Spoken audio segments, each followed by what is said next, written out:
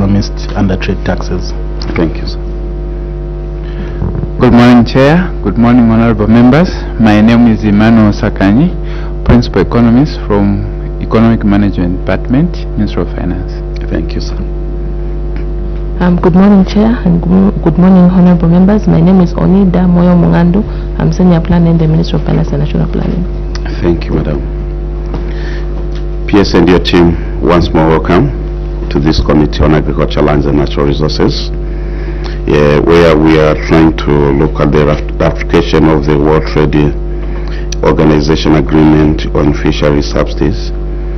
And as we are going to discuss this morning, a PS, members of Parliament do enjoy some of immunities when they are debating on the floor of the House, and the same immunity under captive of the laws of Zambia, which members of Parliament do enjoy. It's the same immunity we are going to confer with. But the same immunity, Permanent Secretary, if you happen to mislead this committee, I think the same immunity can turn against you. But we do believe that whatever you are going to say, whatever you are going to submit before this committee will be factual. And PS, let me request you that you make your submission within maybe 15 or to 20 minutes. Thereafter, we'll ask the honorable members of Parliament to ask questions or points of clarification. Then we'll end our meeting there. PS, now this time around, let me request you to proceed with your submission. Thank you very much, Honorable Chair and members. We did write a memorandum, and I'll go through it, and as you've guided, we'll try to do it within the stipulated 15 minutes. Honorable Chair and members of the committee, in terms of the background to this World Trade Organization Agreement on Fisheries Subsidies, you may wish to note that the World Trade Organization Council of Ministers in 2022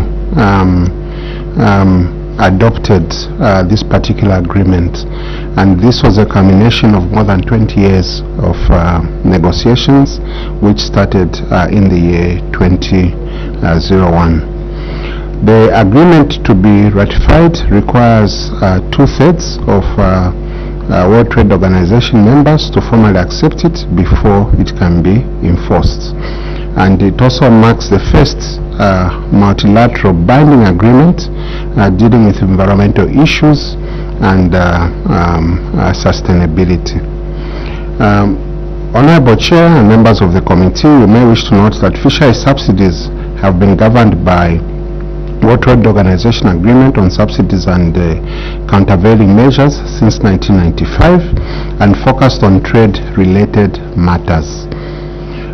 Thus, the agreement is a significant step towards meeting one of the targets which is set by the United Nations Sustainable Development Goals, or the global agenda that we have on sustainable development, specifically Sustainable Development Goal number 14, which was adopted in 2015. In terms of the objectives of this agreement on fisheries subsidies, the agreement lays the rules for prohibiting any form or prohibiting certain forms of harmful subsidies which primarily go to the fishing industry, fleets, to artificially lower fuel costs and vessel construction costs, while enabling them to catch more fish by fishing further into the sea and for longer periods of time. The prohibition therefore protects marine fishery resources while setting out measures for transparency and accountability on how government supports their fishing sectors.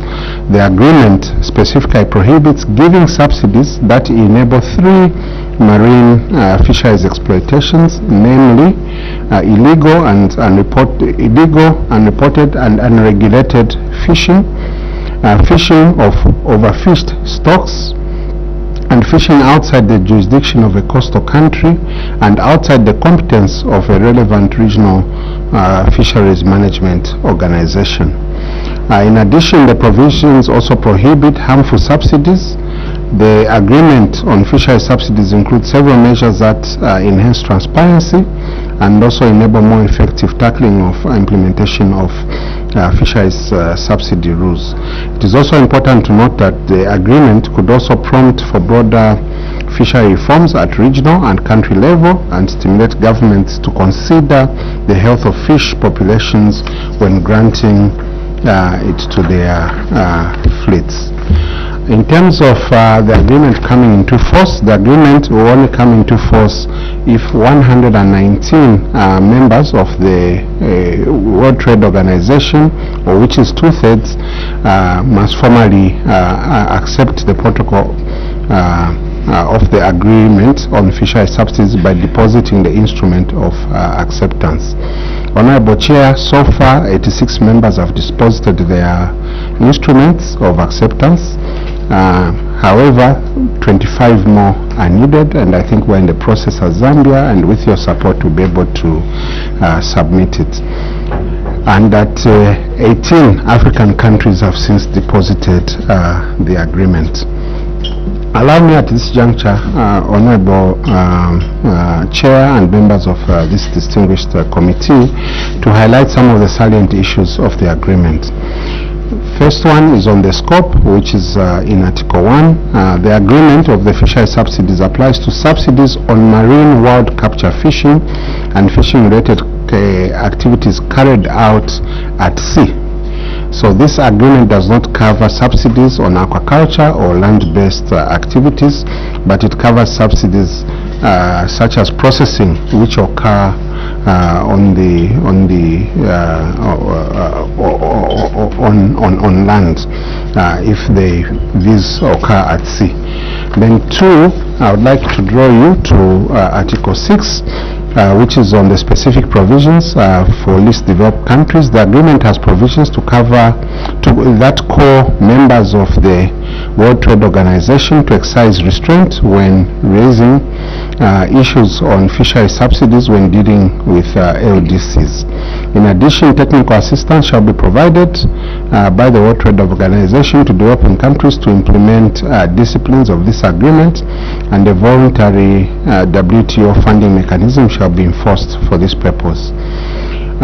We will go to Article 8, which is notification and transparency. The agreement does provide, as part of the regular subsidy notification to World Trade Organization members, must provide information for each subsidy. The information provided shall outline the type and the kind of fishing activity that is subsidized for transparency purposes.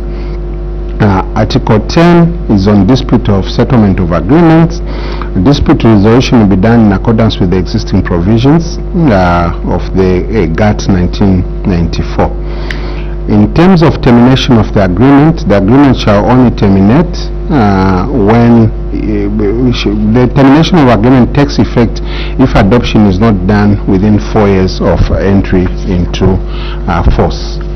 Honorable Chair, I would like to look at the policy considerations in terms of the disadvantages and advantages. Having looked at this, we believe that there is no legal implication that may result in the implementation of the commitments that are spelled out in the agreements. There are reporting obligations that are imposed by member states. The committee may wish to note that in terms of Zambia does not have marine fisheries, as we do not have a direct coastal line or access to the sea.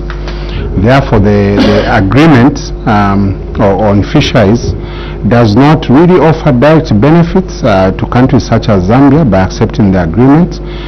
I mean direct, but indirectly we do benefit, because we also have freshwater fish that we produce, and you wouldn't want that freshwater fish to compete with something that is caught on sea but that has subsidies, and those land on our market very cheaply. It can make us uncompetitive, and there are quite a number of livelihoods that can be lost in Zambia given our abundant resource for water. So Zambia would only be playing its part in promoting sustainable global fishing industry as envisioned in the SDG 14. In terms of reservations in the clauses of the agreement, as a ministry, we have no reservations to any of the clauses that are within the agreement. At 8, we talk about withdrawal from the agreement. The committee may wish to note that the agreement does not have explicit outline steps for withdrawal. However, we are cognizant of Article 15 of the Marrakesh Agreement establishing the World Trade Organization governs the withdrawal from similar agreements under the organization. Such withdrawal rules shall apply to both this agreement and the withdrawal to take effect upon the expiration of 6 months from the date of the written notice of withdrawal received by the Director General of WTO. Allow me to just conclude by stating that the Ministry of Finance and National Planning is in support of ratifying this agreement of fisheries subsidies as it aims to protect marine fisheries resources as well as demonstrate Zambia's commitment towards a sustainable agenda as espoused by SDG goal number 14. Honorable Chair, I submit.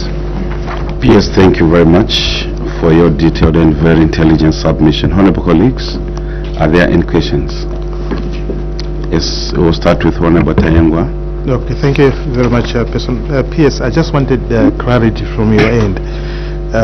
If Zambia went ahead and signed this agreement, have you taken into consideration issues to do with revenue collections or the taxes? Because you are the specialist in this field.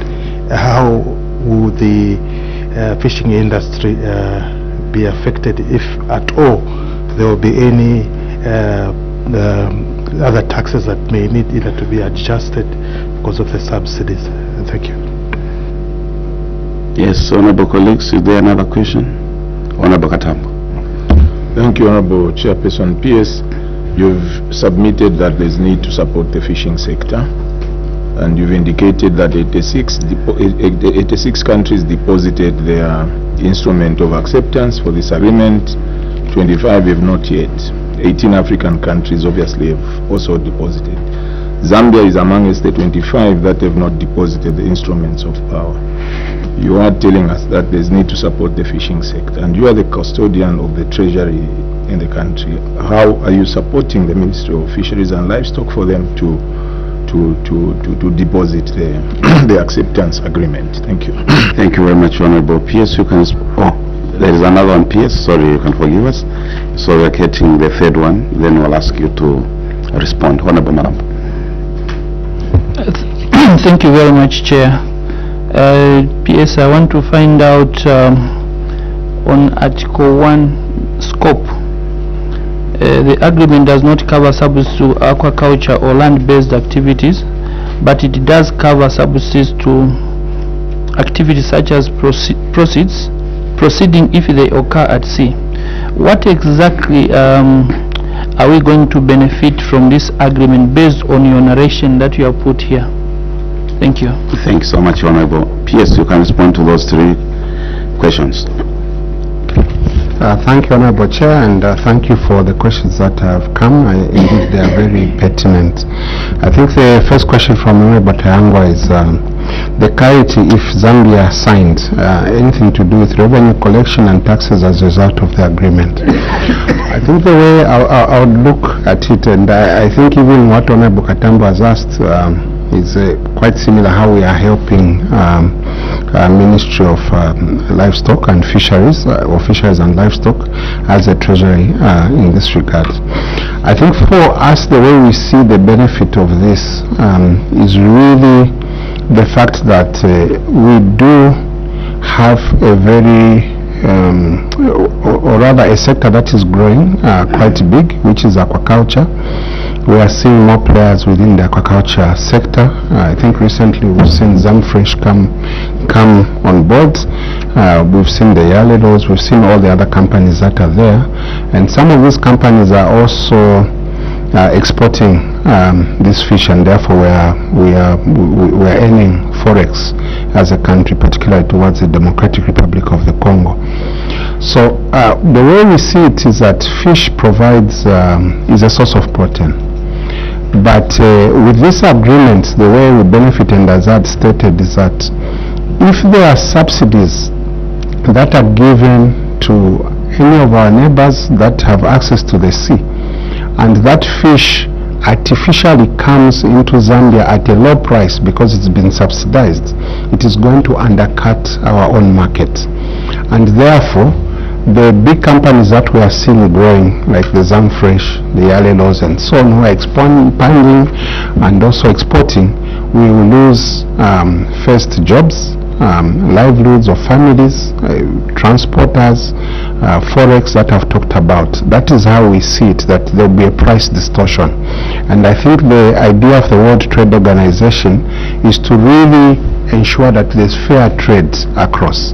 But if someone is using a vessel that is subsidized, highly subsidized by a government, or fuel that is highly subsidized by a government, and because they have that, their costs are much lower compared to the actual costs that we incur. I think what we really want to avoid is really that trade-based card. Now, coming to the taxes, I think I'm not too sure, my tax experts will speak whether is there tax on fish yet, you know. Let him come in, then I'll make mine. Yes, when somebody is importing fish, there are some taxes which apply, which will be customs. But the way you can look at it from this agreement is that we have an industry that is thriving, which deals with fish, and if we have fish which is underpriced comes in, it will kill that industry, and the taxes that we collect from there, which could be personal income tax, and the taxes that they pay in terms of buying equipment and selling that fish, all that will go, and so we'll stand to lose out, because whatever is coming in will be, for lack of a better word, subsidized, but subsidized illegally because it's getting from an illegality. I submit, Chair. So we will certainly lose those taxes, Honorable Chair, both I think personal income as well as corporate income tax when they make a profit as an industry. So I think in terms of taxes. The second part of the question I think Honorable Katambo asked is what are we doing to support the Ministry of Livestock? Of course, I think there's some budget allocation, but this is really also an industry where we have to create the right environment for the private sector to actually come and play a bigger role, and really it's a private sector driven industry, and we've seen it grow. So we believe that the environment that is operating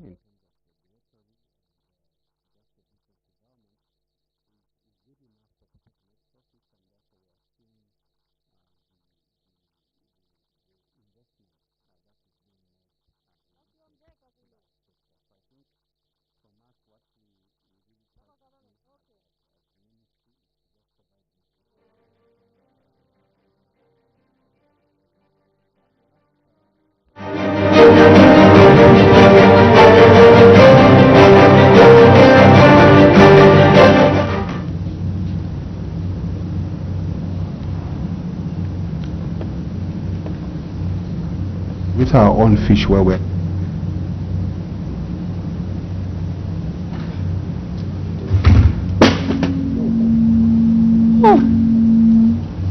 It is my belief that you are going to share information that's going to help us come up with a good report that we shall present before the floor of the House. With that said, once again I want to welcome you, and that you are not in court.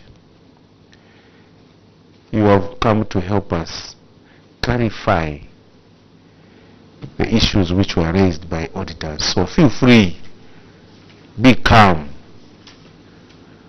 so that we have a fruitful engagement. You can now introduce yourself and allow your colleagues to do the same. Thank you. You give your name and your position. Thank you so much, Chair. My name is You can Isaac. further pull it down, yeah, so that you're comfortable. Thank you, Chair. My name is Isaac Angombe, the Council Secretary for Chavuma Town Council. Chair, allow me to invite my team to introduce themselves. We'll start from this side, start from the Council. Good morning, Chair. Good morning. Everyone. Nachilima Grace, the Council Advocate. Thank you. Good morning, Chair. Good morning, everyone. You switch off your mic after, yes. Good morning, everyone. My name is Manangombe Mketo, Procurement Officer. Thank you. Good morning, Chair. Good morning, everyone. My name is Keith Mlemwakalaluka, Internal Auditor. No, use the other one.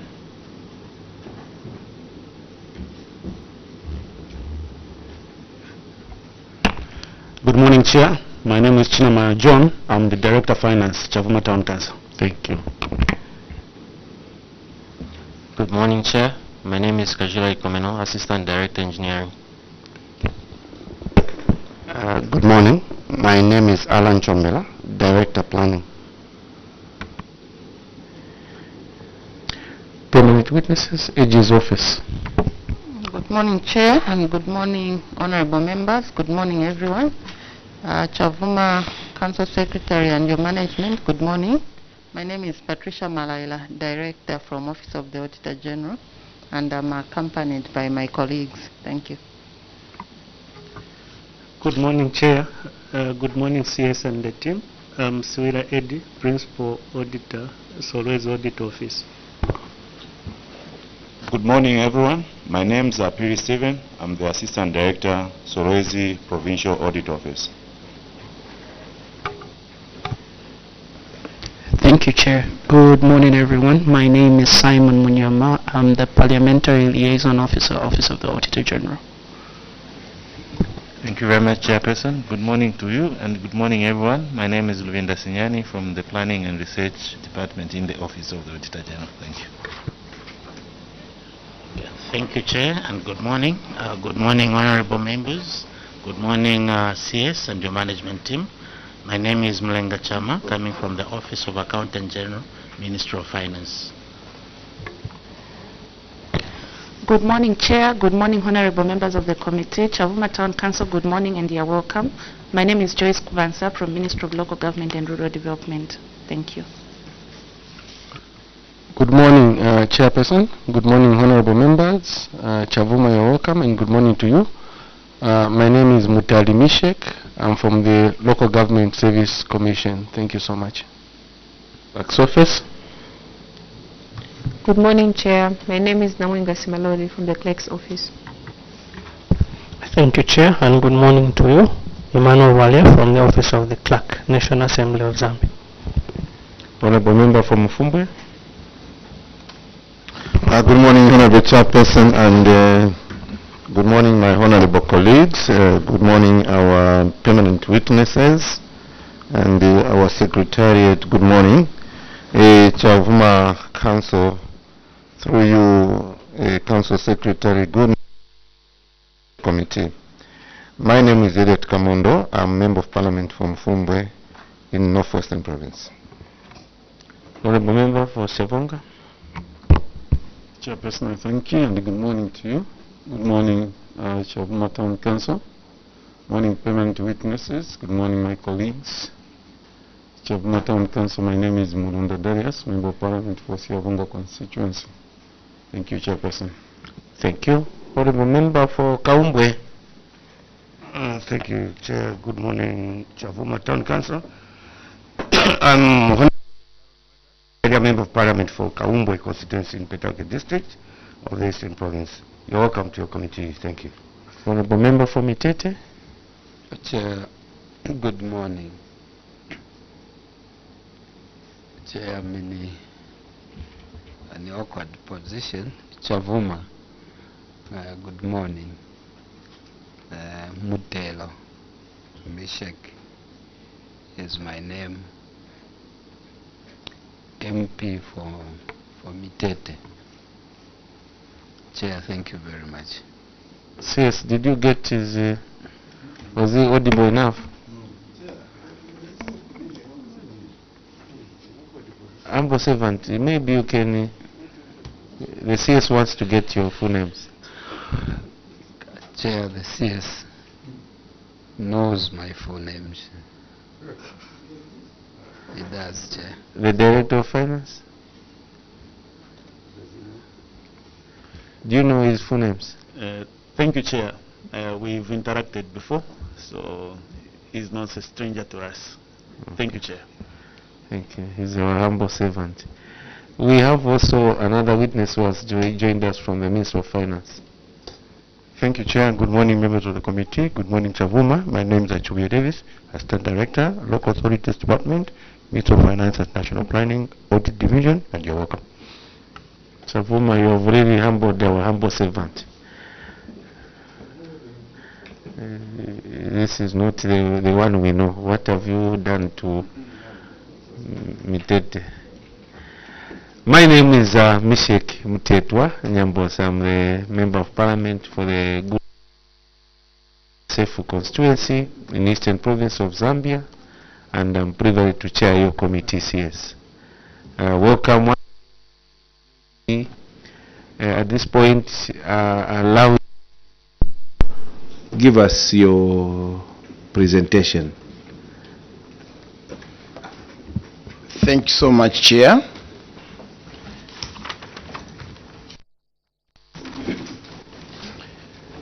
I now take this opportunity to take you through our submission, Chair. Chair, before I start my presentation, you may notice that on the part of the page numbers, the printed one is starting on page 7, but then it's supposed to start from page 1, then 2 up to 7, the printed one. So where I'm starting from, that is page 2. That is specific audit findings. A, construction of 1x3 classroom block at Kahokora Primary School. Management response. Mine, yes, my report is not numbered. It starts on 7, yes, okay. Fine, we can proceed. Thank you, Chair. We are on A, specific audit findings. A, construction of 1x3 classroom block at Kahokora Primary School. Management response. Management acknowledges the auditor's findings and wishes to state that the contractor failed to complete the project within the contract period. Management wishes to report that the contract was terminated and re-awarded to another contractor. Action taken. The works on the project are progressing well, and the project is expected to be completed by 30th June 2025. Chair, I want to report that this project is now completed, and we have the pictorial evidence. See Appendix 1, remedial measures. Management will endeavor to improve on contract management to mitigate delays in project implementation. Page 3. B, construction of 1x3 classroom block at Mukirangombe Primary School. Then we go to failure to recover advance, and 2, failure to compute and collect liquidated damages from terminated contract. I want to ask you to go to page 5. That's where we have management response. Management acknowledges the auditor's findings and wish to state that the cause of query and action taken in the table below. The table, Chair, has columns, has 4 columns: the serial number, name of query, cause of query, and action taken. Failure to recover advance payment, cause of query. Failure to recover advance payment from the contractor was due to inability by the contractor to honor the agreement, stating financial difficulties. Action taken. The matter has been taken to court and the parties entered the consent judgment and has since been agreed between the council and the contractor. 2. Failure to compute and collect liquidated damages from terminated contract. the change of site from Kambuya to Mukirangombe that led to the extension of the contract. Liquidated damages have been computed and the contractor has since started making payments. See Appendix 2, remedial measures. Management will endeavor to carry out effective contract management to ensure that projects are completed within the agreed time frame. We go to page 6, management of empowerment grants. Let me take you to page 9, where we have the management response. Cause of the query. Management acknowledges the auditor's observations and wishes to state that their applicants received less than the amounts they applied for. Action taken. Management wishes to state that various actions have been taken on each of the 8 clubs as per observation or status of the project cited. Management intervened by advising clubs to reapply with revised business proposals. The clubs complied and submitted new proposals in line with the guidance. Management wished to state that the applications for change of business were submitted to the CDF committee and were approved as per guidance. See Appendix 3. Remedial measures.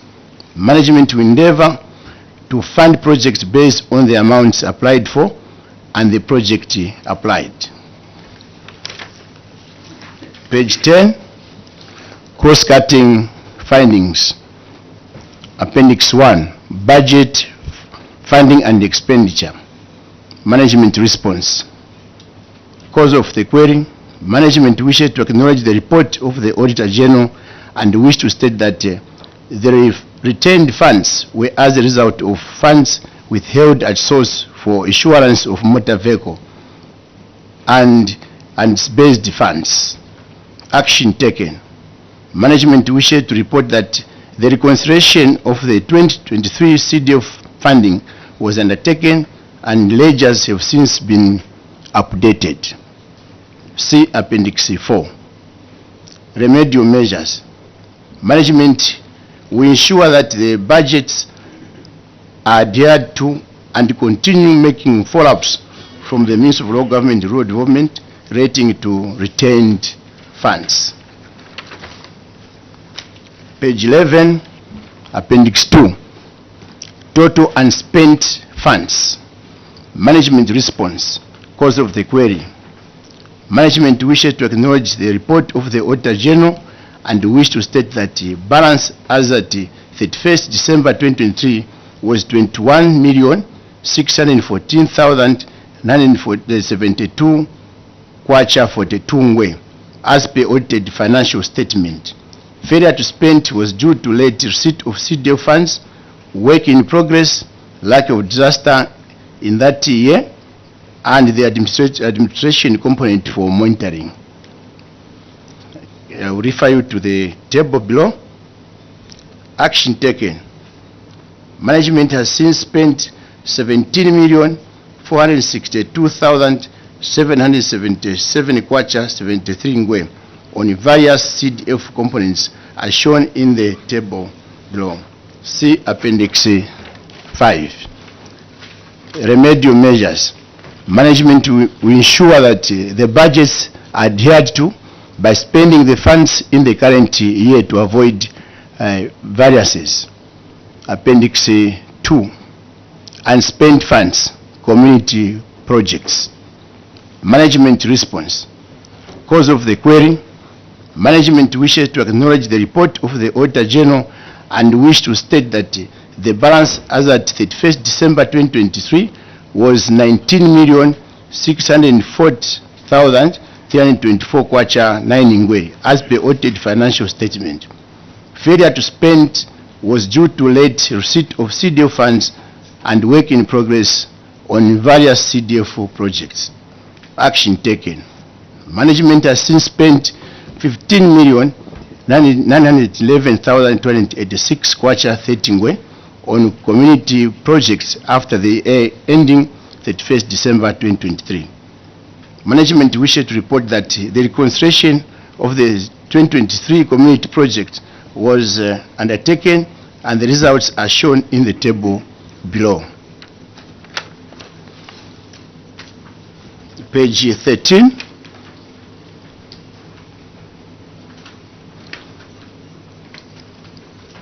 Appendix 2.2, unspent funds, empowerment grants.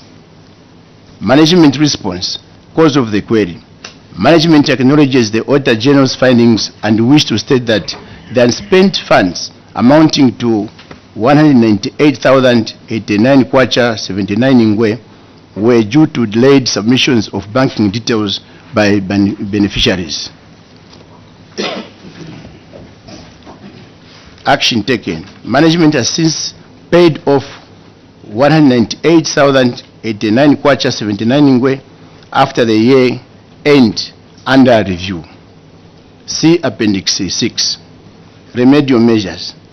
Management will endeavor to adhere to CDF guidelines and engagements with stakeholders so that all funds are dispersed in the relevant period to mitigate delays. Page 14. Appendix 2.3, unspent funds. That's the empowerment grants. Management response. Cause of the query. Management acknowledges the Auditor General's findings and wish to state that the unspent funds amounting to 198,089 kwacha 79 ngwe were due to delayed submissions of banking details by beneficiaries. Action taken. Management has since paid off 198,089 kwacha 79 ngwe after the year end under review. See Appendix 6. Remedial measures. Management will endeavor to adhere to CDF guidelines and engagements with stakeholders so that all funds are dispersed in the relevant period to mitigate delays. Page 15. Appendix 2.4, secondary boarding and skills development bursaries. Management response. Cause of the query. Management acknowledges the auditor's findings and wish to state that the unspent funds amounting to 1,181,260 kwacha 38 ngwe as per audited financial balance during the year under review were due to returning students who were not paid for in full during the year end under review. Action taken. Management wishes to report that a total of 1,1,619 kwacha has since been disbursed after the year end under review, and supporting documents are ready for verification. The balance has been varied to community projects. See Appendix 7. Remedial measures. Management. The local authority will continue to sensitize communities on the availability of funding under the skills development bursaries. Page 16. Appendix 2.5, unspent funds administrative costs. Management response. Management wishes to acknowledge the report of the Auditor General and wish to state that the balance for 2023 CDF funding against expenditure represents 2023 administrative activities that were ongoing at the end of the year. Action taken. Management wishes to report that it has since spent 351,702 kwacha 64 ngwe. I refer you to the table below. See Appendix 8. Remedial measures. Management will endeavor to adhere to CDF guidelines and engagements with stakeholders so that all funds are dispersed in the relevant period to mitigate delays. Page 17. Appendix 3, 2022 community projects. Management response. Cause of the query. 2022 community project. Management wishes to acknowledge the auditor's findings that works for 2022 CDF projects were still in progress at the time of audit due to the delayed clearance and underperforming contractors. Action taken. Management wishes to state that underperforming contracts have since been terminated and new contractors have been engaged. See Appendix 9. Remedial measures. The Council will endeavor to effectively manage projects in order to complete them within the agreed contract duration. Appendix 4. 2023 community projects. Management response. Cause of the query. 2023 community projects. Management wishes to acknowledge the auditor's findings that works for 2023 CDF projects were still in progress at the time of audit and the contracts were still running, and this was caused by late receipt of funds and the underperforming contractors during the year under review. Management action taken. Management wish to state that underperforming projects have been terminated and new contractors have been engaged. See Appendix 10. Remedial measures. Management will endeavor to implement and complete projects within the stipulated contract duration and financial year. Appendix 5. Analysis of performance, youth, women, and community grants. Management response. Cause of the query. Management acknowledges the Auditor General's findings and wish to state that the unspent funds were due to delayed submissions of banking details by beneficiaries. Management acknowledges the audit findings regarding the analysis of the performance of the youth, women, and community empowerment grants.